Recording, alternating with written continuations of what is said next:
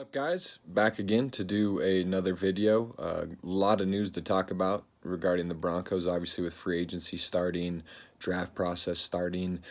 Every team is making moves. It's the official new league year, and the Broncos have had no shortage of moves since free agency opened. So in this video, just going to talk about pretty much every move the Broncos have made. Obviously, we have a new GM in George Paton, hiring him from the Minnesota Vikings, and so far I've really enjoyed and really liked his approach to free agency and to this offseason. I'm kind of excited to see what he has in store for the draft. So there's a lot of news to talk about in regarding the Broncos, and I'm not going to put it all here in one video and talk about all the news in like a one long big video. I'll chop this up for you guys, break it up in parts, and upload each individual video with each individual topic. So gonna talk about a lot of things here in this video, or in these videos, and gonna start with obviously the Broncos and Deshaun Watson. It's been no secret that the Houston Texans star wants out of Houston, and that he doesn't want to no longer be there. There's been multiple reports that Houston doesn't want to trade him regardless of that, but I think even since those reports have come out, Deshaun Watson's made it clear he does not want to return to Houston and play for the Texans. And since that report came out, a lot of teams have been linked to him in rumors, like the New York Jets, like Miami, San Francisco, and of course us. And it seems like now we are the front runner to get to Deshaun Watson. And the big question you got to ask yourself, I guess, as a Broncos fan, and if you're in George Paton's shoes, is do you even make a move for Deshaun Watson? And is he going to be worth the probably hefty price that you're going to have to pay for him, maybe potentially 4 first-round draft picks? To acquire him, is he worth that? I think he is. But the problem with this is before I got the chance to make in this video, there's been obviously another layer to this that has come out with all of these sexual assault allegations made against Deshaun Watson. So now I kind of feel weird talking about should the Broncos trade for him, because I think if we're just talking about Deshaun Watson, before this news had came out, and if you're just judging him off a pure talent and the Broncos' current quarterback situation, again, I think it's an unequivocal yes that the Broncos should trade for Deshaun Watson. I think he'd be an immediate upgrade over Drew Lock. You'd probably have to get rid of Drew Lock in the trade for him, which I think would be fine.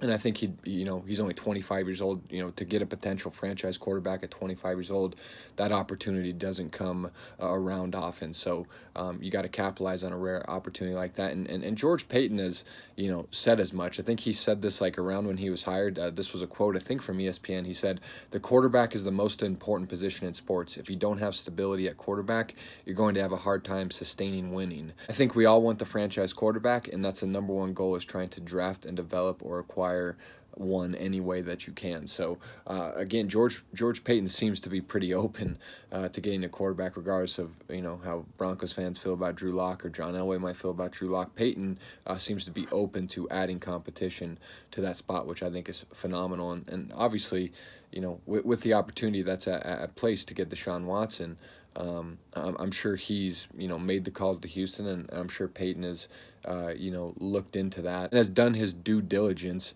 in terms of what the Houston Texans asking price might be.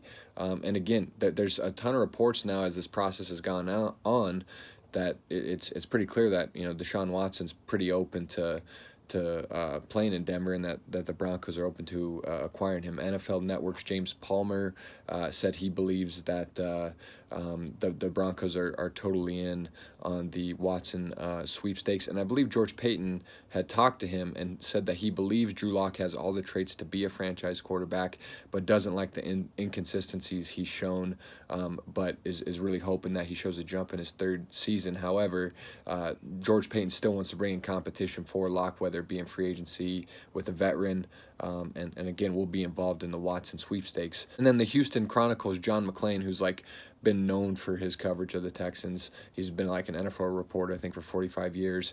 He sent a tweet out. This was on St. Patrick's Day, that the Texans haven't said they are not trading Watson since January. I expect him to be traded. So, and a lot of people think like John McClain's a mouthpiece for Houston and for that franchise. So if he's saying that, it's clear that the Texans, I think, are becoming more open to trading Deshaun, and it's very clear that he wants to get out of Houston. But again, those sexual assault allegations come out on March 16th, and since then, in the days that have happened since March 16th and even March 17th, I believe like later or early morning St. Patrick's Day, more women came out and joined the sexual assault lawsuit, and even more have joined.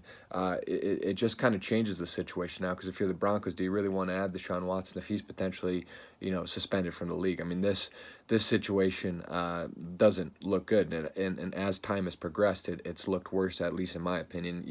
You want to give him the benefit of the doubt, because these situations, especially given the timing of it, are always kind of touchy, and you want to be respectful to the victims making the claims. But also with Deshaun Watson, you want to again give him the benefit of the doubt. At least for me, knowing what I know of him as a player and a person, what he's presented, he seems like a guy I don't think would do these kind of things. But you never know, so to say. So it's a really kind of tricky situation. But Deshaun Watson did release a statement via his Twitter, denying the allegations, and said he looks forward to clearing his name on what he views as baseless claims for financial gain. But the problem with that is, since he released that statement via Twitter, I think now the lawsuit, there's definitely at least 9 women a part of this lawsuit. It's not no longer just one masseuse. I think it's at least 9 women, and I've seen some people some reports that have said that it's up to 22 women potentially. So, again, I don't know what's going on, and that kind of throws this whole decision and kind of what I was going to say initially on whether the Broncos should trade for Deshaun Watson, kind of throws it out the window, because until this is cleared up, I mean, the NFL's investigating it now. There's weird things coming out that the lawyer defending these women happened to be Deshaun Watson's neighbor, or used to be his neighbor. I mean, that makes the defense look a little weird. So there's just a lot of weird stuff going on. I think if you're the Broncos, you have to just wait and see with this. But, I mean, there's no question Deshaun Watson would be an upgrade if he's cleared, and, this whole thing is, not a big deal, and it was just accusations, and he's ready to go. Yeah, I mean, if you add him, you're looking at a guy, 33 touchdowns, 7 picks last year, ran for 440 yards, had 31 rushing first downs, completed 70% of his passes. I mean, and that was with a horrible team in Houston that really had no defense. I mean, no offensive line. He was sacked 49 times compared to Drew Lock, who was only sacked 19 times. Again, I think our O-line is still suspect, but Bulls made improvement. You got Dalton Reisner, you got Cushenberry. I mean, our O-line is definitely better than Houston. So, you look at those numbers Deshaun Watson put up with Houston, and that O-line and that team, what could he do here with our weapons and our offensive line, and our running game with Melvin Gordon and Mike Boone now? It would be interesting to see, but, it's just really unfortunate that this situation has come out with his sexual assault allegations, and this lawsuit that he's got to deal with, that now it kind of puts the Broncos motion in pause, and now you have to even ask yourself, George Payton, if it's even worth exploring, because of the headache it could be if you trade for Deshaun Watson and then he gets suspended and is dealing with this. So you got to wait and see, and that might turn your attention to maybe signing a veteran now in free agency, maybe like Alex Smith. Maybe you go trade for someone like Gardner Minshew, which I'd be fine with, or you draft someone, which I would prefer. And it seems like George Payton is pretty open to drafting a quarterback with that 9th pick, or maybe trading back.